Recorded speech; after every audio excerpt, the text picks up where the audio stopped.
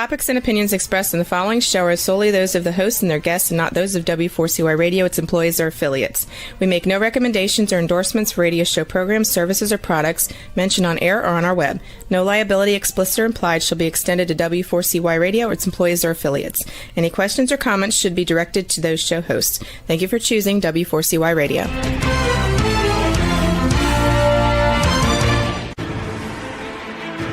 What's working on purpose anyway? Each week, we ponder the answer to this question. People ache for meaning and purpose at work, to contribute their talents passionately and know their lives really matter. They crave being part of an organization that inspires them and helps them grow into realizing their highest potential. Business can be such a force for good in the world, elevating humanity. In our program, we provide guidance and inspiration to help usher in this world we all want, working on purpose. Now, here's your host, Dr. Elise Cortez.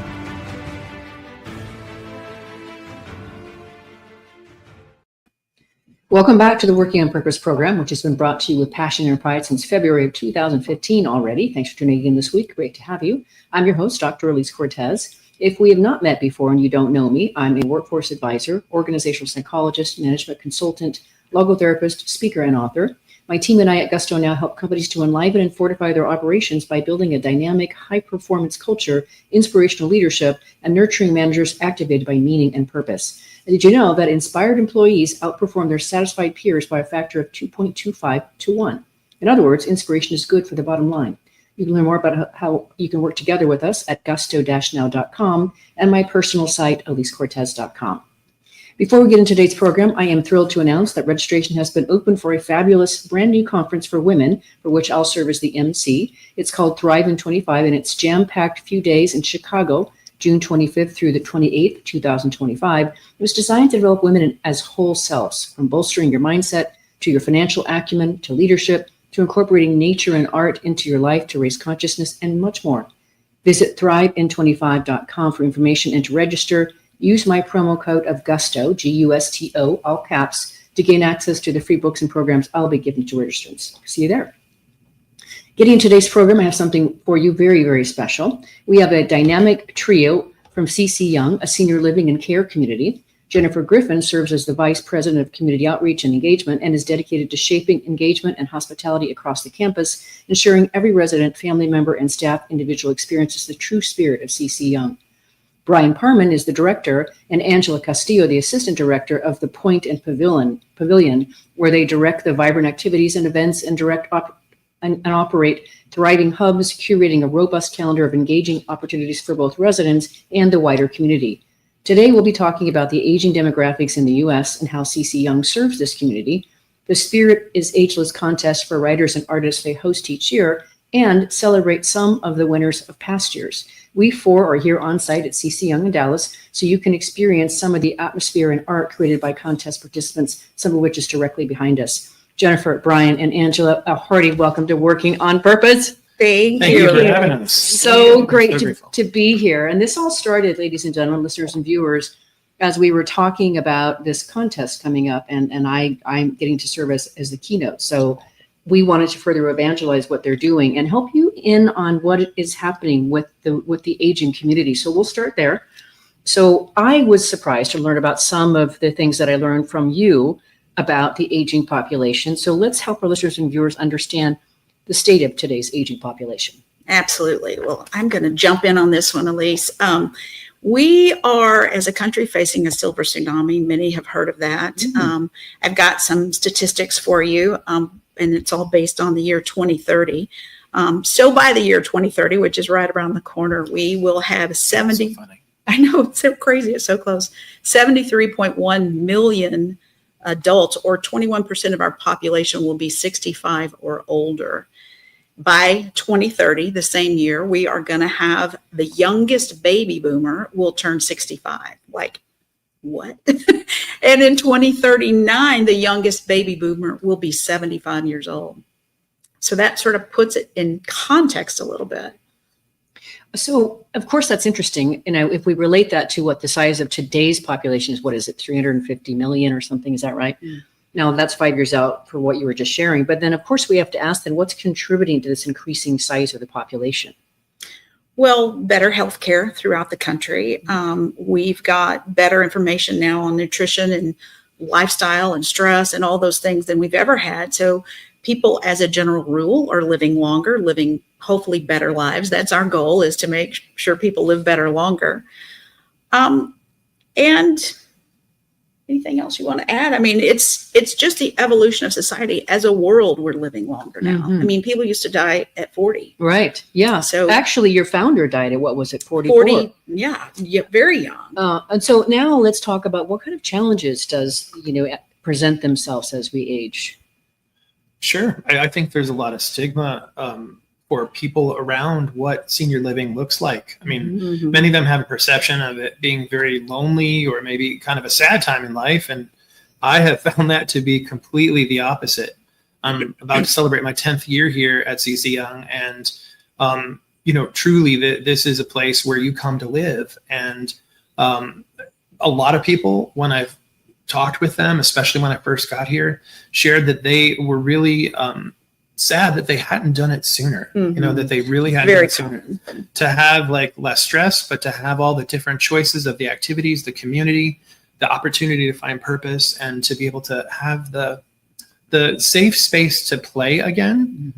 That's something that you have to learn again. I mean, to be like a child. I mean, well, and as a general statement, the industry itself has changed a ton since the beginning of time. I mean, starting in the early 2000s, there was a big move from just standard old traditional nursing home care to person-centered care. And everything we do here is directed around what people's interests and passions are. Sounds good. Save me a seat. I'm right now 1.2 miles away. Wouldn't be hard to move in. Well, and the other thing that we talked about along those lines that I'm terribly interested in helping you do is you are interested in changing the way people relate to aging and how it's perceived by people inside and outside the community. So if you could juxtapose how it's generally talked about and perceived today and where you're trying to get it to. Oh, this is a big one. Who wants to jump in? Well, I mean, Colin Milner. It's wellness, yeah. Yeah, Colin Milner is the founder and the president of the International Council on Active Aging. And Jen, if you want to. Well, went to that conference a couple of years ago, and I came back with my head exploding, actually, because it's something you hear all the time. And I guess I will say that I was stuck in the paradigm of wellness is fitness, and it's really not just that's a component of it. So I came back and looked at what we're already doing here on our campus and thought, my gosh, we're doing so much already, especially these two in this building is what it's dedicated to. We just need to change our languaging around it. We need to change the way we talk about wellness. Yeah. Well, and one of the things is a lot of people still think about senior communities and seniors in general as, oh, they play bingo, they sit around, they don't get out. They don't but do anything. With the population shifting, they worked longer. They want to stay active longer. They want to learn new things. And that's what we try to do here is present them with opportunities to learn new things, new technology, take art classes, writing classes. We have an acting group that puts on plays, all kinds of things that's not what people think about when they think about the senior community and what they can accomplish. Super active. Well, as you think about some of the celebrities that are out there, Cher and, Harrison Ford, but that there have been Martha Stewart living on the cover of Sports Illustrated magazine, and other images haven't just been about the young person. And I think that people have woken up to the fact that, this demographic has a lot of time and they have money to spend, and people are marketing to them. I mean, the folks here are definitely prolific in Amazon, as am I. I wasn't until I started because of this one. Yeah. But the boxes are coming in every day and they are making it happen. So funny. I think that's wonderful. I love that vibrancy. In fact, why did we call this episode, it's related to Crescendo, live life in Crescendo. Your best years are ahead of you, which is something I want to credit to Cynthia Holler-Covey, who was on my podcast a couple of years ago, and that's part of the title of her book. But I love it for what we're doing here. Love that title. Right? Love that title. So let's just briefly introduce CC Young to our listeners and viewers so they have an idea of the kind of what you do here. And we don't have time to go into a lot of history and such, but just introduce the institution. Oh, I'd be happy to. We are a faith-based organization, a nonprofit, faith-based. We're 103 years old, mission-driven, part of East Dallas since the early 60s. So we're rooted here.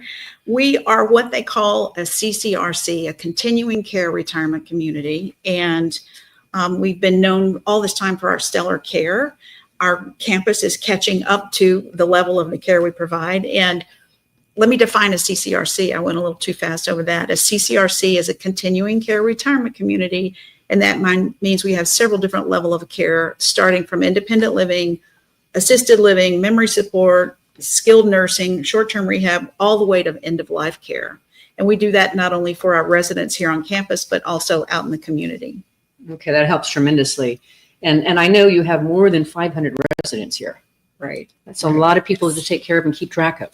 We do. And in addition to those 500 residents, we have more than 150 non-resident members Point members who come from the local community to engage in the programming and the events and the contests and all the things that happen here every day. That's wonderful. Vibrancy. So as I've gotten to know you better, and I've considered, I'm a single person, and I can well imagine myself in your community. And yet we know that many people don't consider joining a community like this. So now it makes sense, I think, to contrast the experience of people who live in a community like yours versus those who choose to live separately or independently. What's the difference? Sure. Well, a lot of people focus on the care that's provided in a place like this, and it is a huge part of what happens.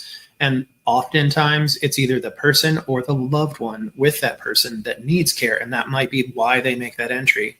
But as we move into this time period, a lot of the focus is shift from being a care community that provides some wellness to being a wellness community that provides care. And as Jen said earlier, wellness is everything from the aesthetic of the environment that you're in to, the physical activities that you would think, but it's also, vocational and other community and sense of belonging. Yes. And emotional, meeting emotional needs and all of those things. And so it's a different vibe. And I think when people finally come see it, they're like, oh my gosh, I had no idea. Yeah. So what's very interesting for our listeners and viewers who've been hearing this show for quite a while now, I'm going to tell you that several of them that you are listening right now would be like, ooh, can I have that in my workplace? Can I have all those features in my workplace? And Wouldn't that be awesome? Yeah. Right? That's what we're working on, ladies and gentlemen. We're trying to get to more destination workplaces. And so now I would call this a destination live place. But that brings me, of course, since this show is so rooted in, the experience of work and the experience of giving back and being enlarged by work, I couldn't let you come on without asking each of you to share just briefly, why this work? What does it mean to you? Well, I'll start. Since I'm the aged one in the group, I have had a broad and checkered career, and all along the way, I've had success. I've loved what I've done, and it's been good. But I've always had a lacking sense of what I was doing was actually making a difference. I never anticipated joining a senior living community, and in fact, I've lived a mile away all these years since I owned the house in '88. But I came here and immediately recognized and felt that what I do makes a difference. And that's the huge difference for me. And it doesn't take long to really realize you've got a passion for this and changing the paradigm and starting our own TV. There's so much we want to do, and the world is coming a long way with us. It's wonderful. It's so wonderful, Jen. And, anybody who's been listening to the show for any period of time knows how much we talk about how we can help create workplaces where people know they matter. And that's partly what you're talking about. Yeah, I would definitely agree. But unlike Jen, who's had a lot of different experience, like she says, I didn't have a lot of different work experiences. And I started here at CC Young 12 and a half years ago, and I came in not knowing what to expect, only knowing that I want some hospitality, work. But within the first year of working here, I had a resident or a point member come and tell me, I appreciate that you always have a smile on your face, because you don't realize that some days the only people that we talk to as seniors are y'all. We don't see our family. We don't see anybody else. To have someone smile at us every day makes a difference. And it was, I think, that moment that I was like, wow, like just my smile is making an impact on somebody that I would never have thought. And over the years, I've seen it over and over again. Just the impact you have directly on people. They appreciate it, and it validates what we do in planning our events or in doing any service that we do for the residents. So I know that really helped me decide that this is where I should be, where I want to be. I love the circularity of what you just described there. It's beautiful. Gosh, I don't know. For me, I think, let me piggyback it on you guys. I think that I get a real joy when I see a light bulb go on for someone where they've discovered something that they didn't know that they had an interest for or a knack for. And whether that be like somebody in a writing class and see an article and being published in one of our lifestyle guides or the magazine or something, or just even watching a group of people who were in this very room with a horticulture therapist. They didn't know each other. They came out of that after about 4 weeks, learning about the plants, talking about them, but actually doing some grief therapy. And they walked out of here just different, and their backs held upright. And it just made me smile, and it just makes me enjoy coming to work every day. Oh, that is so beautiful. A lot of the reason why I like doing the work that I do, developing leaders and organizations too, Brian. On that, let's let you contemplate what's been discussed so far and how these people are connecting to their work. And we'll take our first break. I'm your host, Dr. Elise Cortez. We've been on there with Jennifer Griffin, Brian Parman, and Angela Castillo of CC Young. We've been first in this segment talking about the state of the aging demographics in the United States and how CC Young is serving them. After the break, we're going to get into the Spirit is Ageless celebration of artists and writers. We'll be right back.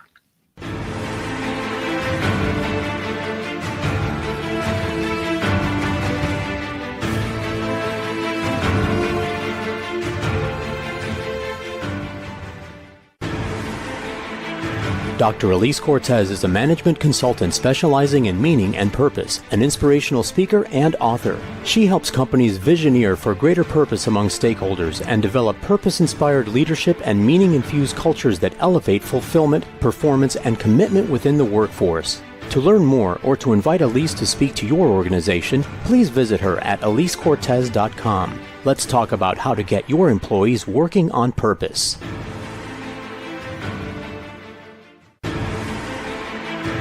This is Working on Purpose with Dr. Elise Cortez. To reach our program today or to open a conversation with Elise, send an email to Elise, A-L-I-S-E, at elisecortez.com. Now, back to Working on Purpose.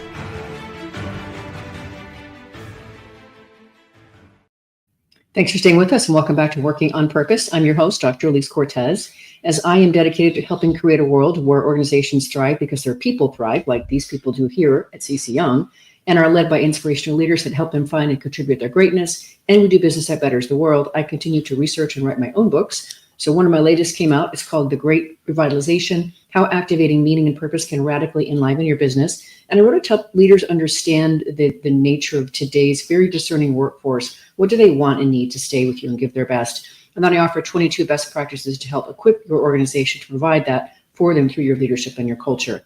You can find my books on Amazon or my personal site, elisecortez.com. If you're just now joining us, my guests are the dynamic trio from CC Young, a senior living and care community. So let's talk about this contest that I'm so excited to be part of. So let's start with the history and purpose of the Spirit is Ageless contest, a celebration of artists and writers. What a great idea. I know it started in 1999, but tell us a bit. You know, I think the contest really started with a group of visionaries who envisioned the point well before it was here. It was like the early 90s. And part of their mission was really like ours to change the paradigm of senior living and what that looks like. And so through a community outreach program like this contest, that was started by the Texas Homes and Services for the Aging Association, which is now called Leading Age, which is actually how we met officially the first time. Right. You know, that group had an art show like this. There was a statewide competition. It still exists today that gave an opportunity for people 55 and better to submit and to maybe be selected to be featured in an art show that might go to the Capitol or be featured in Austin. And so that group of people who envisioned this building thought, you know, let's do something like that here. Started it, and it's been since Started small and has grown and grown and grown. Yeah. The show actually traveled through churches before it actually came here to this building, but we're celebrating our 25th year this year. So it's just been a real labor of love. And one of the things I appreciate about it, and if you wanted to chime in, Angela, is that I love that you open the contest not just to your own residents and those that are connected to it, but the whole Dallas-Fort Worth metropolitan area. I think that's really generous, and it's just a beautiful thing to host something like that for the whole entire metroplex. Yeah, definitely. We have, it's a very good mix of residents and then our point members, but just the general community of age 55 and over have come out. We usually have about 14 different categories, and there's a big group that have never entered a contest before, but they've seen the art and they say, oh, I think I can do something. And then there's people who have been doing art all their lives, but didn't realize that it was art and said, oh, I can put my tablecloth in this category. I can, my shawl that I needed could be in a category. And it's amazing then you see them win in one of the entries, and it's, they're an artist. They see their art on the walls, and it's probably one of our favorite days because we never know what's going to come the day that art is intaken, and we just know there's a list of names. And so when they come, you get to meet the people and the faces, but then you get to hear the stories behind the work that they're actually bringing, and maybe that they made this for their granddaughter or their grandson or whatever the story might be. And the stories are just heart tugging, Yeah, that's part of it. In the one of the joys for us in doing it every year is that you never know what you're going to get. You never know who's going to show up or what they're going to do this year. And their people are different and it changes. And then they spend hours putting it up around the whole building so we can see it. And it's just, there's something everywhere to see, and grows every year. It does grow every year. I think my first year, 12 years ago, we had maybe 80 total entries from about 50 people. And then last year we had over 200 entries from about a little over 100 different people that entered. And we were trying to scramble for wall space for display because every piece that's brought in is showcased. So but it's truly a labor of love for us. I mean, it takes a group of probably about 100 people to pull this contest together from soup to nuts.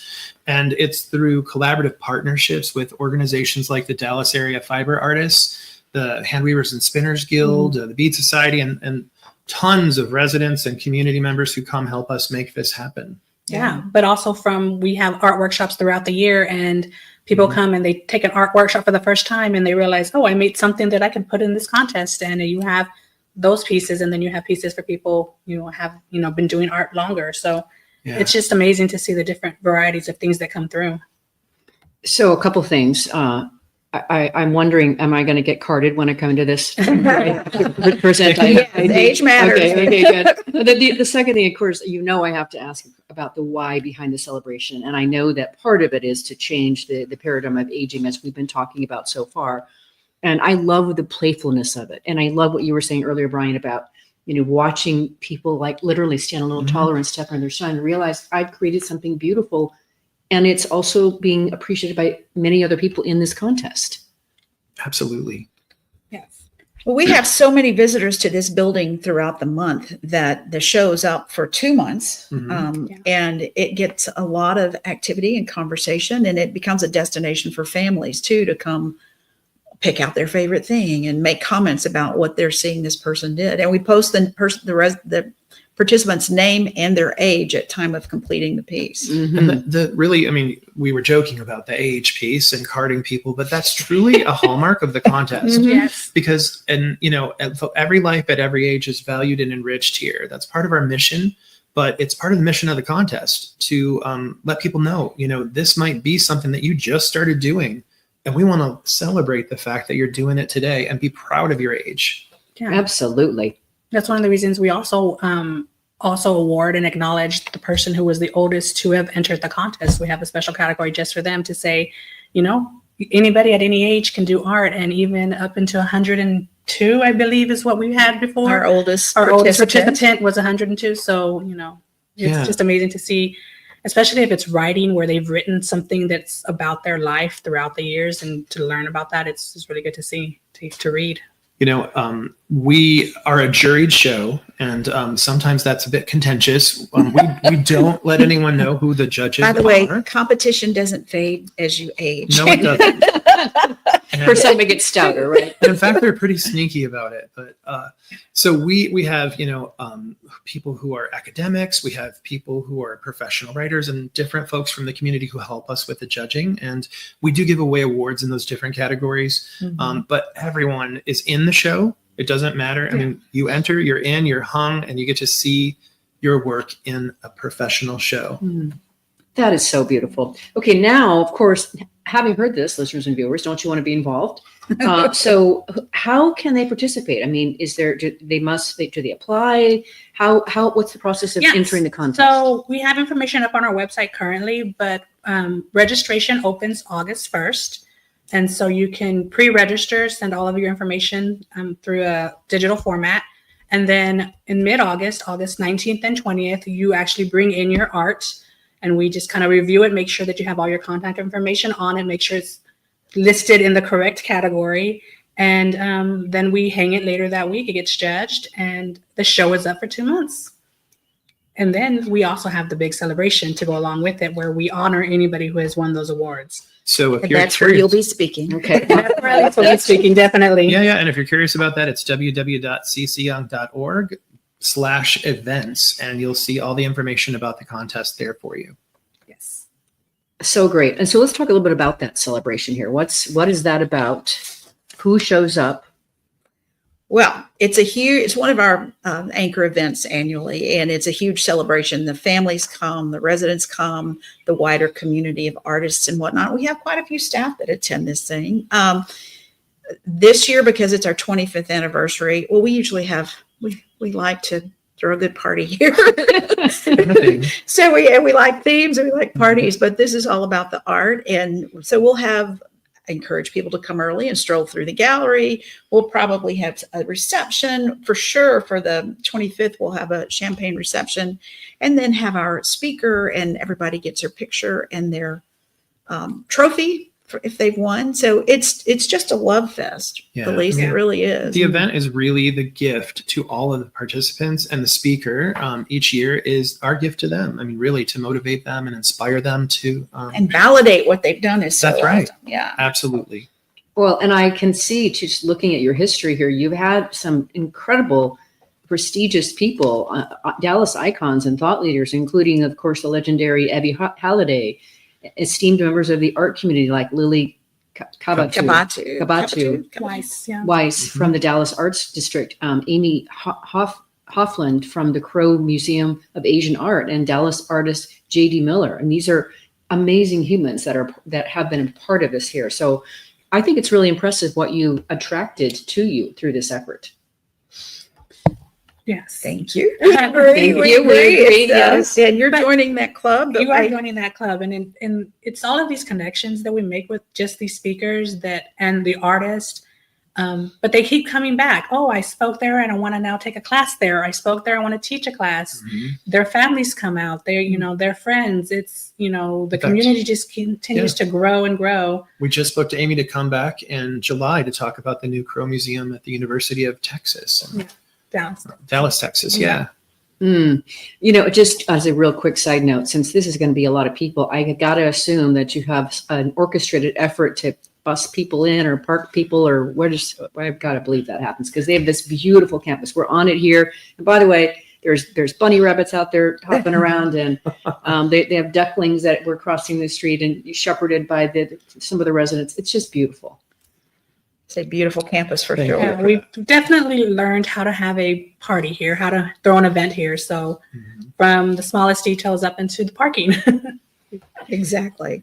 And I appreciate that you say it takes a village literally to put the contest on. Over 100 people, you said, are part of putting it on. Brian, is that what you said? Correct. Mm-hmm. Well, and I want to make sure everybody listening understands what rock stars are here that I have the pleasure of working with. These two do the heavy lifting and doing all the art cards and making sure it's hung beautifully, and the planning and even the marketing. And even though that's several other people involved, their vision is really what makes it happen here. So, including production, much like today's experience for us. This is different being on the other side of the camera. We have a TV studio run by seniors for seniors. We're able to broadcast the program, the awards program, for all of those on our campus, some of those who can't be here for any number of reasons. So we're broadcast on an internal channel. We can actually live stream as well, which is really cool. And so it is a sophisticated and record production. and rebroadcast for later. Right. And, for perpetuity, because those things are so important. I mean, we're going to talk in a little bit, I think, about some of the people in the show, but listening to some of the residents and their reactions about seeing their work on the wall, it just is the thing that I go back to. It gives me goosebumps. Yeah, there's nothing quite like watching the molecules of a human being get changed and elevated right before your eyes, witnessing that transformation. Nothing like it. Best drug there is in the world for me. Okay, let's. Did you want to say something else? Nope. Okay. Well, grab our last break here because we've got some really good stuff for you after the break. We've been on air with Jennifer Griffin, Brian Parman, and Angela Castillo of CC Young. We've been talking about the Spirit is Ageless contest coming up here soon in the Dallas-Fort Worth area. After the break, we want to showcase and celebrate some previous winners and some of what's come out of the contest before. We'll be right back.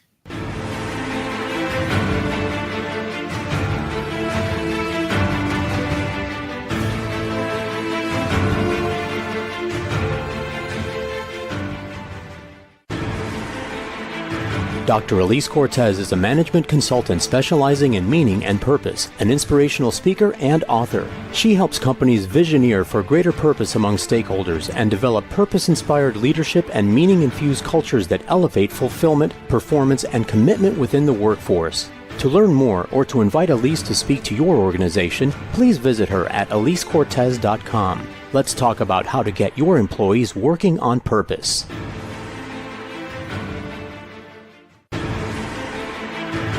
This is Working on Purpose with Dr. Elise Cortez. To reach our program today or to open a conversation with Elise, send an email to Elise, A-L-I-S-E, at elisecortez.com. Now, back to Working on Purpose.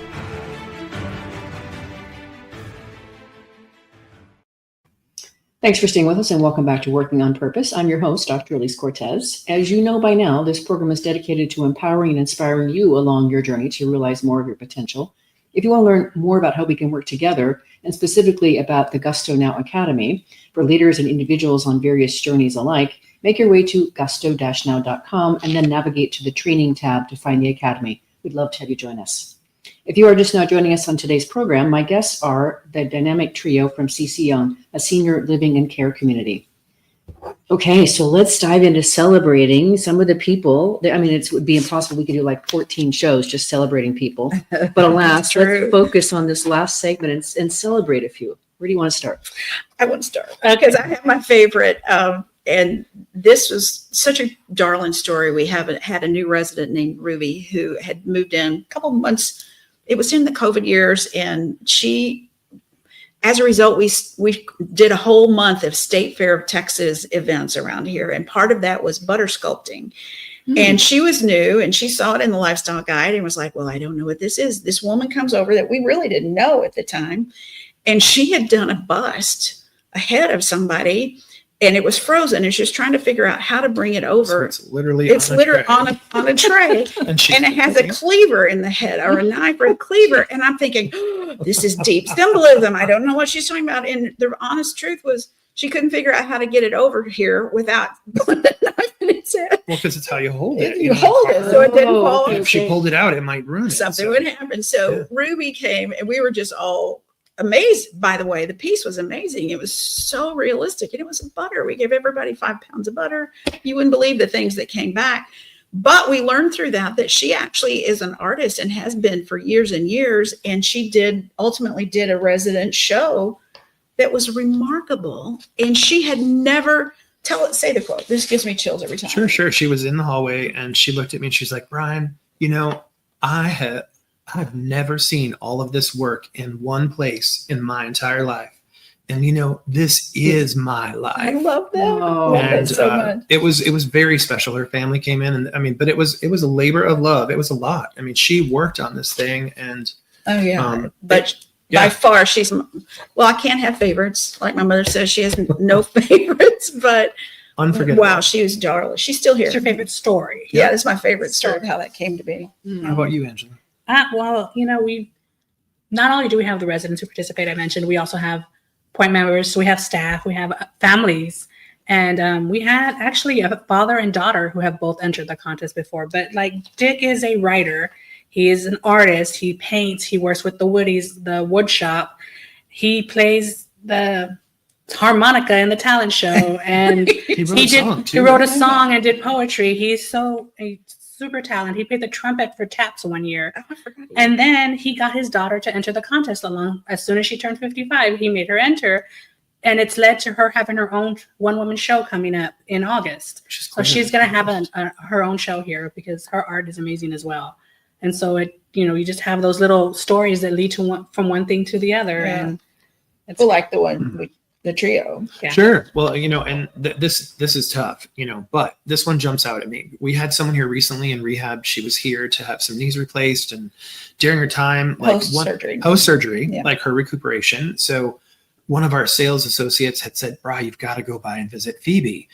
She's got these sketches. They're unbelievable. You should know." And that's how we find artists. I'm shameless. I will go ask anyone. So I get to her apartment and she's in there and she just starts whipping out these sketch pads, and they're intricate, crazy designs of Alice in Wonderland and all this color and detail. And so I'm like, "Phoebe, would you ever consider doing a show? And how did you get involved in this?" And she had, with a group of friends, her husband was an architect, and they all had this get together. They had cocktails and they had an art off. It was an annual event. And over cocktails, they decided maybe one year that they had to do hedgehogs, and like everybody had to come with some hedgehog art, and each year it got, a different theme. Well, they have a whole group of people who still do art. And I was like, "Well, hey, could you help me book some other artists?" Thinking I'm scoring here, It turns out that Phoebe not only just picked up her phone and started dialing, but the show is on the walls right now here at the Point, and they're absolutely amazing women, each in their own right.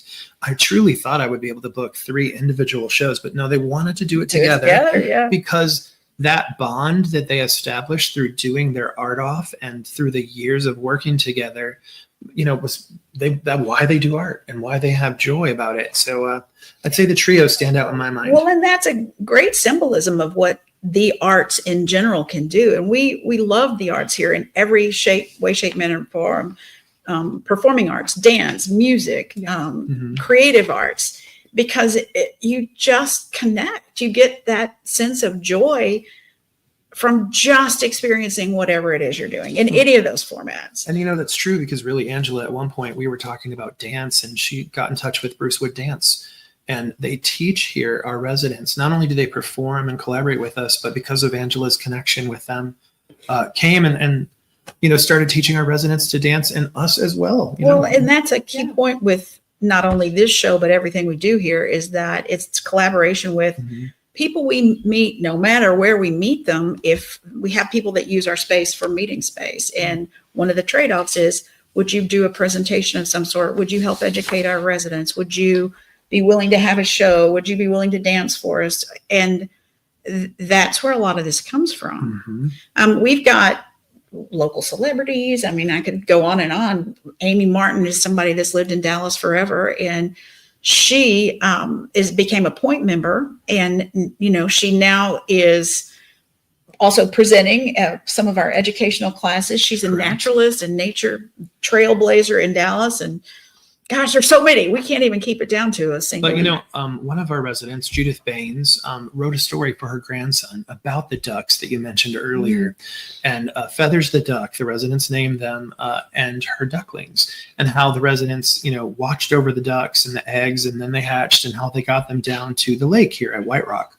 And illustrated the book with the help of Aaron Schmidt, who's on our team. He's a crazy great artist, and Angela used her mad skills with Canva to put that book together and bind it. And we used it for a fundraiser, I think, for our benevolence fund, which helps seniors who outlive their income. And this turned into a bigger thing. And I'm thinking we're going to have volume 2 since these second batch of ducks just hatched. She did, and she entered that book into the contest last year, and then she won the People's Choice Award. She did. So there was one award where everyone just got to vote on what they liked the best, and her book on Feathers the Duck won because we love nature around here, and everybody loved that. But it's one simple example, but it's a perfect example of how someone over 55 has always had a story burning inside of them, or that book that they wanted to write, and then they write 5 of them in the last 5 years, Elise.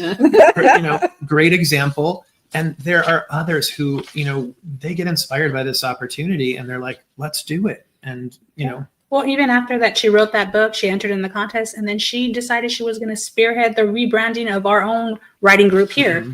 And so our writing group was kind of dwindling, and she said, oh no, we're not going to do that. And now they have a good 10 to 12 people that come every week for the it's true. Scribblers, Scribes, and Seekers group. Oh, I love that name. That they named themselves. I have to interject real quick because I know you have other examples to share, but I want to contrast as I'm listening to you share these beautiful examples and how with the passion with which and excitement that you're doing so. I can tell you both of my sets of grandparents didn't have any kind of finish to their lives. Nothing, not even close.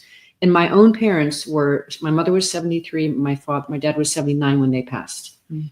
And they spent a lot of time sitting by themselves in front of the television. That was the quality of their lives. And I can pretty well say definitively, I know my mother might still be here if she had been a part of something remotely close to this. So I just want to interject that. It's just such a difference in what you're describing, the quality of their lives versus what you have here.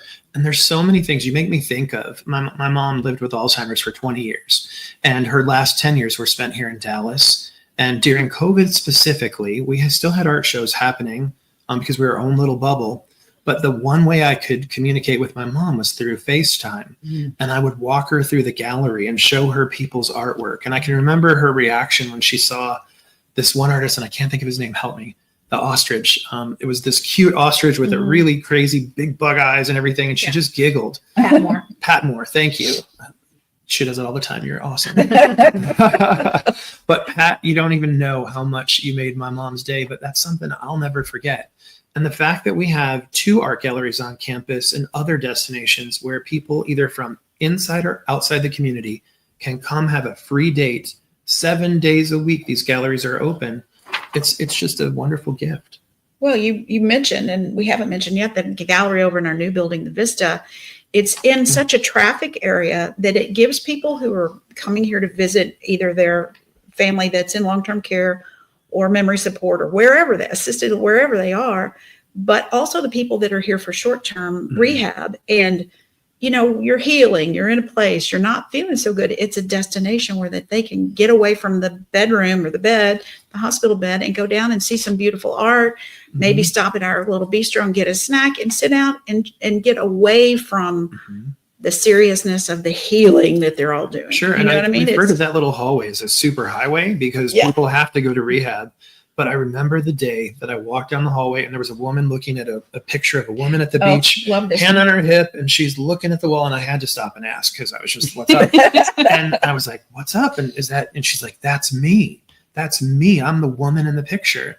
And I was just like, wow, it is you. So I took her picture, and it just the opportunity for people to reminisce or to engage with art. You just can't discount the value of that by putting your work out there for someone to enjoy. You have no idea. Just like saying hello to someone, you might be the only one that touches them. You might help them remember something that they forgot. Yeah. And I mean, the contest itself, but everything else we do here has made so many connections to people. We've had so many people who have entered the contest who have then decided, you know what, I love it. I love this place. I'm going to move there. And so we've had people, had a show here, like Walt Davis, he had his show here, and then him and his wife moved in the next year.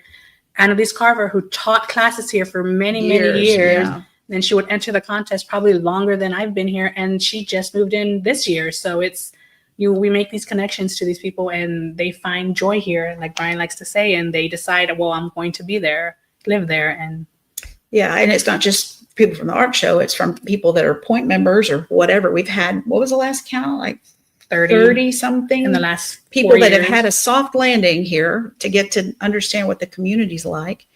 And the next thing you know, they become residents. They like, I like this here. I love the community is what it comes down to. Well, and I was thinking to myself as a business person, what a smart way to socialize yourself to the overall community at large. I think that's brilliant. I don't know if that was part of the That's idea. part of the visionary committee's idea for sure, to serve the community at large. But I don't think they anticipated that it would necessarily convert into people living here back then. I don't know. I had an opportunity not long ago to bring someone named Grace Delator. She was one of those people in that visionary group. She neighbors with her son, and they came to an event we had out in the park. We had a big band, lunch, everything, and Grace had never actually been in the building since it opened. And so I had the chance to walk her around and show her all the things that have happened since they raised the money that they did to make this building happen. And it was really, really a special day to experience that with her. Mm-hmm. So beautiful. We've got a little bit more time to share a couple more stories. And I know you had said something about the Ageless Creativity Award. I think Anita Hallam. Can I tell you, the first time I met Anita, I thought she was a spitting image of my maternal grandmother. And I told her so. I'm like, oh my gosh, you remind me of my grandmother. She is a former rancher from out East Texas. She's a powerhouse. She just turned 100 years Jeff old. turned 100, Oh, but my goodness. Part of, again, the journey of life here and how people come here and don't know, are surprised by things that happen.